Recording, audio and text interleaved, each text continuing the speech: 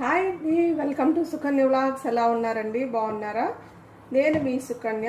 ఈరోజు మన రెసిపీ వచ్చి ములక్కాయ కోడిగుడ్డు అనమాట. చాలా సింపుల్గా, చాలా ఈజీగా, మంచి గ్రేవ్ వచ్చేటట్టు నేను మీకు వంట చేసి చూపిస్తాను. ఈ కర్రీని చూడండి, ఎంత కలర్ ఎంత బాగుందో. దీని తయారీ విధానం చూసేయండి.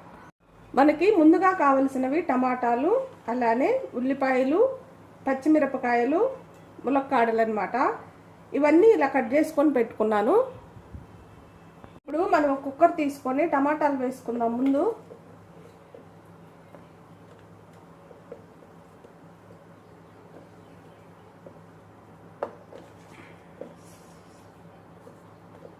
తర్వాత ఉల్లిపాయలు,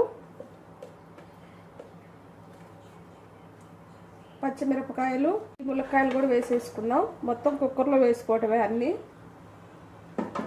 తర్వాత రుచికి తగినంత ఉప్పు వేసుకోండి. అలానే మనం పచ్చిమిరపకాయలు ఒక 4 మిరపకాయలు తీసుకొని కట్ చేసుకున్నాం కాబట్టి కారం కొంచెం తక్కువ వేసుకోండి. 1 టేబుల్ స్పూన్ కారం వేసుకుంటున్నాను. మీరు కొంచెం ఎక్కువ తినేవాళ్ళు అయితే ఇంకొంచెం కారం వేసుకోవచ్చు. అలానే 1/4 టీ స్పూన్ పసుపు వేసుకుంటున్నాను. ఇప్పుడు దీంట్లో ఒక 5 టేబుల్ స్పూన్ల దాకా నూనె వేసుకుందాం. ఒక 5 టేబుల్ స్పూన్ల దాకా వేసుకోండి.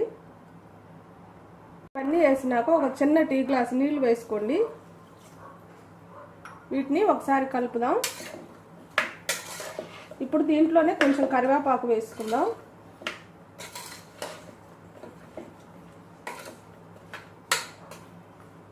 కొంచెం కరివేపాకు కూడా వేసి మనం కుక్కర్ మూత పెట్టి స్టవ్ మీద పెట్టుకొని ఒక 5 విజిల్స్ రానిద్దాం.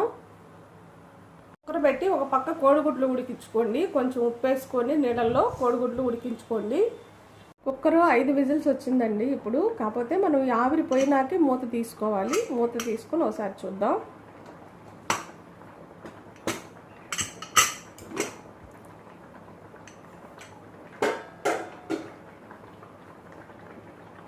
చూసారు కదా, ములక్కాయ టమాటా ఎంత చక్కగా ఉడికిపోయిందో. చాలా సింపుల్గా అయిపోతుందండి మనం కుక్కర్లో వండుకోవటం వల్ల. ఇప్పుడు ఈ టైంలో మనం మళ్ళీ 1 టేబుల్ స్పూన్ దాకా ఎండు కొబ్బరి పొడి వేసుకోండి.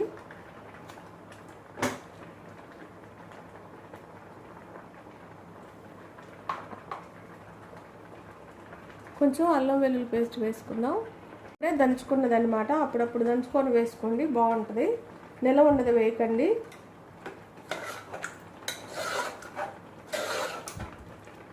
ఇప్పుడు మనం మూత పెట్టకుండా ఒక 5 నిమిషాలు తక్కువ మంట మీద వీటిని ఉడికించుకోవాలన్నమాట. తక్కువ మంట మీద సిమ్లో పెట్టి మూత పెట్టకుండా ఒక 5 నిమిషాలు ఈ కూరని మగ్గబెట్టాలి. చూసారు కదా, కర్రీ మనం మూత పెట్టకుండా ఇలా ఒక 5 నిమిషాలు వదిలేసాం. నూనెంతా పైకి తేలింది చూడండి, కలర్ కూడా ఎంత బాగుందో. ఇప్పుడు ఈ టైంలో మనం కోడిగుడ్లు వేసుకుందాం. ఈ కోడిగుడ్లు కొంచెం గంటలు పెట్టుకోండి చాకుతో ఇలా.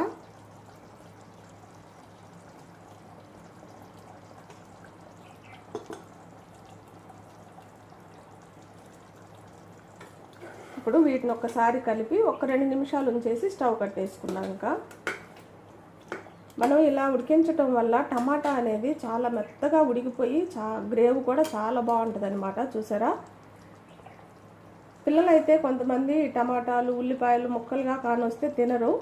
ఇలా చేసి పెడితే చాలా ఇష్టంగా తింటారు. ఒక 2 నిమిషాలు దీన్ని ఇలా కోడిగుడ్డులు కూడా ఆ మసాలా అంతా పీల్చుకునేదాకా ఒక 2 నిమిషాలు దీన్ని ఇలా వదిలేద్దాం. చూసారు కదా, మన కర్రీ రెడీ అయిపోయింది. దించే ముందుగా కొంచెం కసూరి మేతి చల్లుకోండి.